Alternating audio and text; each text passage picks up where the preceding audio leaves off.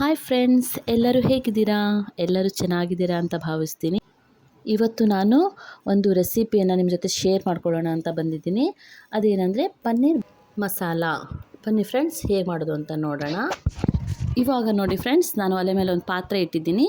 ಪಾತ್ರೆ ಕಾದಿದೆ. ಇವಾಗ ಅದಕ್ಕೆ ಎಣ್ಣೆ ಹಾಕಿ, ಎಣ್ಣೆ ಬಿಸಿ ಆದಮೇಲೆ ಗರಂ ಮಸಾಲೆ ಐಟಮ್ಸನ್ನು ಚಕ್ಕೆ, ಲವಂಗ, ಚಕ್ರ ಮೊಗ್ಗು, ಪಲಾವ್ ಎಲೆ ಇದನ್ನೆಲ್ಲ ನಾನು ಹಾಕಿ ಸ್ವಲ್ಪ ಫ್ರೈ ಮಾಡ್ಕೊಂಡಿದ್ದೀನಿ. ಇವಾಗ ನಾನು ಒಂದು 4 ಈರುಳ್ಳಿಯನ್ನು ಕತ್ತರಿಸಿಟ್ಕೊಂಡಿದ್ದೆ. ಆ ಈರುಳ್ಳಿ ಜೊತೆ ಸ್ವಲ್ಪ ಕರಿಬೇವು ಸೊಪ್ಪನ್ನು ಹಾಕಿ ಚೆನ್ನಾಗಿ ಫ್ರೈ ಮಾಡ್ಕೊತಾ ಇದ್ದೀನಿ. ಇಲ್ಲಿ ನೋಡಿ, ಇವಾಗ ನಾನು ಈ ಈರುಳ್ಳಿನ ಚೆನ್ನಾಗಿ ಫ್ರೈ ಮಾಡ್ಕೊತಾ ಇದ್ದೀನಿ. ಇವಾಗ ಇದು ಸ್ವಲ್ಪ ಕಲರ್ ಚೇಂಜ್ ಆಗಿದೆ. ಇಲ್ಲಿ ನೋಡಿ, ಇವಾಗ ಕಲರ್ ಚೇಂಜ್ ಆಗಿದೆ ಅಲ್ವಾ? ಇದಕ್ಕೆ ಈಗ ನಾನೀಗ 2 ಟೊಮೆಟೊನ ಕತ್ತರಿಸಿಟ್ಕೊಂಡಿದ್ದೆ, ಅದನ್ನು ಸಹ ಮಿಕ್ಸ್ ಮಾಡ್ತಿದ್ದೀನಿ. ಇದಕ್ಕೆ ಬೇಗ ಫ್ರೈ ಆಗಲಿ ಅಂತ ನಾನು ಒಂದು ಸ್ವಲ್ಪ ಉಪ್ಪನ್ನು ಸಹ ಇದೇ ಟೈಮಲ್ಲಿ ಹಾಕ್ತಾಯಿದ್ದೀನಿ. ಸ್ವಲ್ಪ ಉಪ್ಪನ್ನು ಹಾಕಿ ಚೆನ್ನಾಗಿ ಇದನ್ನು ಮಿಕ್ಸ್ ಮಾಡಿ ಫ್ರೈ ಆಗೋದಕ್ಕೆ ಬಿಡಬೇಕಾಗುತ್ತೆ. ಇಲ್ಲಿ ನೋಡಿ, ಇವಾಗ ನೀವೇ ನೋಡ್ತಿದ್ದೀರಲ್ವಾ? ಇವಾಗ ಟೊಮೆಟೊ ಚೆನ್ನಾಗಿ ಫ್ರೈ ಆಗಿದೆ. ಈ ಟೈಮಲ್ಲಿ ಇದಕ್ಕೆ ನಾನು 1 ಚಮಚ ಶುಂಠಿ ಬೆಳ್ಳುಳ್ಳಿ ಪೇಸ್ಟನ್ನು ಹಾಕಿ ಮಿಕ್ಸ್ ಮಾಡ್ತಿದ್ದೀನಿ. ಇವಾಗ 1/4 ಟೀ ಸ್ಪೂನ್ ಅರಿಶಿನ ಪುಡಿ, 1 ಟೀ ಸ್ಪೂನ್ ಖಾರದ ಪುಡಿ ಹಾಕ್ತಾಯಿದ್ದೀನಿ. ಇವಾಗ ಇದನ್ನು ಚೆನ್ನಾಗಿ ಮಿಕ್ಸ್ ಮಾಡಿ ಫ್ರೈ ಆಗೋದಕ್ಕೆ ಬಿಡಬೇಕಾಗುತ್ತೆ.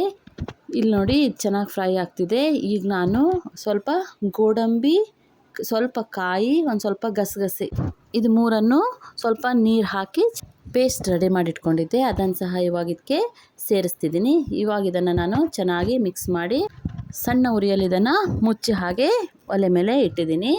ಇದೇ ಟೈಮಲ್ಲಿ ಈಗ ನಾನು ಇಲ್ಲಿ ನೋಡಿ ಒಂದು ಪನ್ನೀರನ್ನು ತೊಗೊಂಡಿದ್ದೀನಿ. ಈ ಪನ್ನೀರಿಗೆ ನಾನು ಸ್ವಲ್ಪ ಖಾರದ ಪುಡಿ, ಸ್ವಲ್ಪ ಗರಂ ಮಸಾಲೆ ಪುಡಿ ಮತ್ತು ಸ್ವಲ್ಪ ಉಪ್ಪು ಇದನ್ನು ಹಾಕಿ ಸ್ವಲ್ಪ ಎಣ್ಣೆಯನ್ನು ಇದಕ್ಕೆ ಮಿಕ್ಸ್ ಮಾಡಿ ಚೆನ್ನಾಗಿ ಇದನ್ನು ಕಲಿಸ್ಕೋಬೇಕಾಗುತ್ತೆ. ಎಲ್ಲ ಕಡೆ ಇದನ್ನು ಚೆನ್ನಾಗಿ ಹಚ್ಕೋಬೇಕಾಗುತ್ತೆ.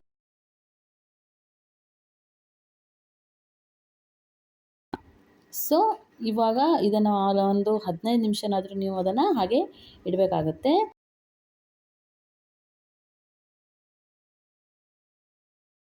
ಇವಾಗ ನಾನು ಒಲೆ ಮೇಲೆ ಒಂದು ಹಂಚನ್ನು ಇಟ್ಟಿದ್ದೀನಿ. ಅದಕ್ಕೆ ಸ್ವಲ್ಪ ಎಣ್ಣೆಯನ್ನು ಹಾಕಿ ಈಗ ನಾನು ಈ ಪನ್ನೀರನ್ನು ಫ್ರೈ ಮಾಡ್ಕೊತೀನಿ. ಇದನ್ನು ನಾನು ಚೆನ್ನಾಗಿ 2 ಕಡೆ ಚೆನ್ನಾಗಿ ಫ್ರೈ ಮಾಡ್ಕೊತೀನಿ. ಇಲ್ಲಿ ನೋಡಿ, ಇವಾಗ ಇದು ಚೆನ್ನಾಗಿ 2 ಕಡೆ ಫ್ರೈ ಆದಮೇಲೆ ನಾನು ಗ್ಯಾಸನ್ನು ಆಫ್ ಮಾಡಿ ಇದನ್ನು ಸ್ವಲ್ಪ ತಣ್ಣಗಾಗೋದಕ್ಕೆ ಇಡ್ತಾಯಿದ್ದೀನಿ. ಇಲ್ಲಿ ನೋಡಿ, ಚೆನ್ನಾಗಿ ಮಸಾಲೆ ಎಲ್ಲ ಎಣ್ಣೆ ಬಿಟ್ಟಿತ್ತು. ಇವಾಗ ಇದಕ್ಕೆ ನಾನು ಸ್ವಲ್ಪ ನೀರನ್ನು ಮಿಕ್ಸ್ ಮಾಡಿ ಇದನ್ನು ಕುದಿಯೋದಕ್ಕೆ ಬಿಡ್ತಾಯಿದ್ದೀನಿ. ಇವಾಗ ಆಲ್ರೆಡಿ ಫ್ರೈ ಮಾಡಿಟ್ಟಿರುವಂಥ ಪನ್ನೀರು ತಣ್ಣಗಾಗಿದೆ. ಇದನ್ನು ಇವಾಗ ನಾನು ಸಣ್ಣ ಸಣ್ಣ ಪೀಸಾಗಿ ಕಟ್ ಮಾಡ್ಕೊತೀನಿ.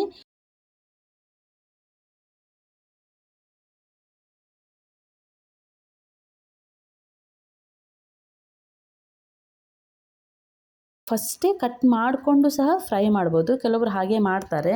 ಅವ್ರು ಫಸ್ಟೇ ಕಟ್ ಮಾಡಿಕೊಂಡು ಅದನ್ನು ಎಣ್ಣೆಯಲ್ಲಿ ಫ್ರೈ ಮಾಡ್ಕೊತಾರೆ.